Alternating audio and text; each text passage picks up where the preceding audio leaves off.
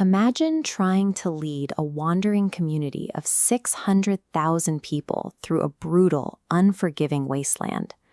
The logistics of survival are constant, but the breaking point for this community is the daily menu.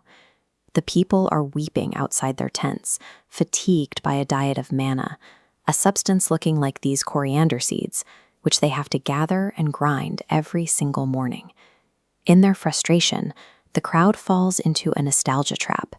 They begin to romanticize the very empire that enslaved them, crying out for the fish, cucumbers, and garlic of Egypt, while ignoring the reality of the forced labor that defined their lives there.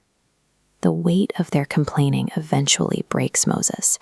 He goes to God and asks to be killed on the spot, preferring death over the burden of carrying this mass panic.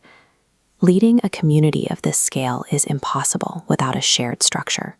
When a leader reaches their limit, it creates a void at the top of the command, leaving the stability of the entire group hanging on the mental health of one man. God decentralizes leadership, distributing a portion of the Spirit resting on Moses across 70 chosen elders. But an anomaly occurs. 2 men miss the gathering, yet receive the Spirit anyway, prophesying outside official channels. This unauthorized display triggers a panic in Joshua, Moses' assistant. Acting as gatekeeper, he demands Moses silence them to protect the exclusivity of their leadership. Moses refuses to intervene. He asks Joshua if he is being jealous on his behalf, wishing instead that every person in the community possessed the Spirit, so he wouldn't have to carry the burden alone. While Moses navigates the administrative shifts, the crowd's demand for meat is finally met. A swarm of quail covers the camp, but the feast triggers a devastating plague. They name the site Kibroth Hattava, the graves of craving. The community is caught between 2 extremes, a populace destroyed by its own lack of restraint, and a lieutenant attempting to stifle the very help his leader requested. The conflict soon moves from the general public into Moses' inner circle. The next challenge comes from his own family, his sister Miriam and his brother Aaron.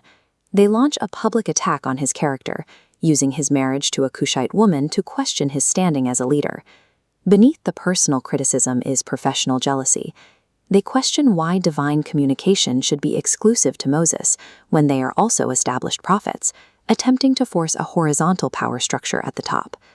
Faced with a coup from his own siblings, Moses remains silent.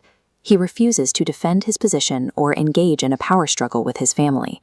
Between Joshua's defensive loyalty and Miriam's active envy, the pressures on Moses' leadership weren't coming from the disgruntled masses, but from the people standing right beside him.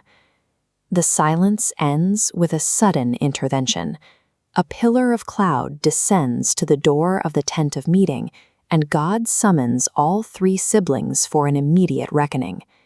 The rebuke is specific.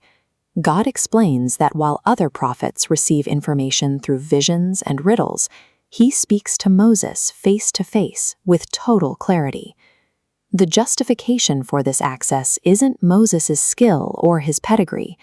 The text points to a single trait. Moses was the most humble and meek man on earth. As the cloud lifts, the consequence of the rebellion is visible. Miriam is struck with leprosy, her skin turning white as snow. In a moment, the attempt to seize power results in total isolation from the community. Aaron finds himself powerless to help her. The 2 siblings who just challenged Moses' authority are now entirely dependent on him to intervene for them. Moses doesn't use the moment to consolidate his power or gloat over his rivals. He immediately cries out to God, pleading for Miriam's healing. Ultimately, authority is validated by the leader who refuses to protect their position, instead using their unique access to plead for the very people trying to take it.